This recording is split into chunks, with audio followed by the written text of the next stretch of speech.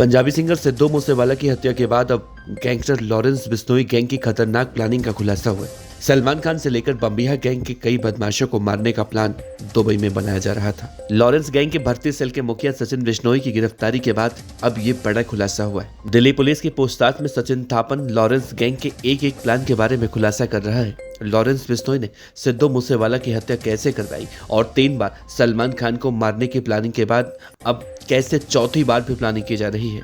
साथ ही हरियाणा के गुरुग्राम में लॉरेंस अपने विरोधी कौशल चौधरी को पुलिस कस्टडी में कैसे खत्म करने की प्लानिंग कर रहा था। एक बातों का खुलासा सचिन थापन कर रहा है, जो आज के इस वीडियो में हम बताएंगे। नमस्कार, आप देख रहे हैं BTF न्यूज। दरअसल सिद्धू मूसेवाला की हत्या में शामिल गैंगस्टर सचिन थापन को मंगलवार को अजरबैजान से भारत प्रत्यर्पित करके लाया गया। दिल्ली पुलिस के अधिकारियों ने बताया कि पहले उसे दिल्ली की एक कोर्ट में पेश किया गया, जहां से उसे 10 दिनों के लिए पुलिस रिमांड में भेजा गया है। इसी बीच सचिन बिश्नोई का एक कबूलनामा हमारे हाथ लगा है, जिसमें उसने खुलासा किया है कि film actor Salman Khan, Devendra Bambiha gang का गैंगस्टर और पंजाब के कुछ सिंगर लॉरेंस बिश्नोई गैंग के निशाने पर है। सचिन बिश्नोई ने दिल्ली पुलिस की स्पेशल सेल की पूछताछ में बताया कि गोल्डी, अनमोल और खुद लॉरेंस बिश्नोई सलमान खान को हर हाल में मारने का प्लानिंग अभी भी बना रहे हैं, क्योंकि उनके बनाए पहले के 3 प्लान फेल हो चुके हैं। उसने ये भी बताया कि बम्बिहा गैंग के बड़े गैंगस्टर और पंजाब के कुछ सिंगर भी हैं लॉरेंस गैंग के निशाने पर। सिद्धू मूसेवाला हत्याकांड पर खुलासा करते हुए सचिन बिश्नोई ने कहा कि उसे मारने की प्लानिंग दुबई में रची गई थी।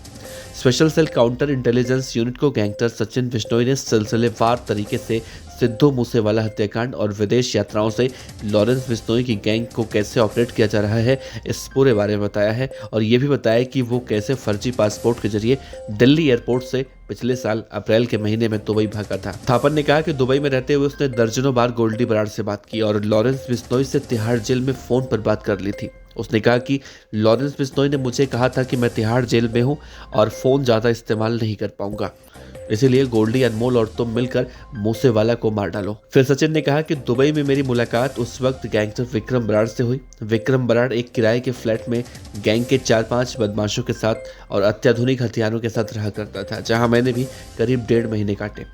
इसी दौरान हवाला से विक्रम बराड़ पैसों का इंतजाम करता रहा, जिससे हमारे खाने पीने और हम अपने ऑपरेशन का काम देखते थे। उसने आगे कहा कि मूसेवाला हत्याकांड के बाद एजेंसियां अलर्ट पर थीं। मुझे गोल्डी बराड़ का फोन आया कि तेरा पासपोर्ट ब्लैक लिस्ट हो चुका है, तू जल्दी सेफ हाउस पहुंच जा, तू अजरबैजान निकल जा। फिर मूसेवाला हत्याकांड के 2-3 दिन बाद अजरबैजान पहुंच गया, जहां मैंने वहां की राजधानी बाकू में 1500 बाकू रेंट पर किराए का फ्लैट लिया।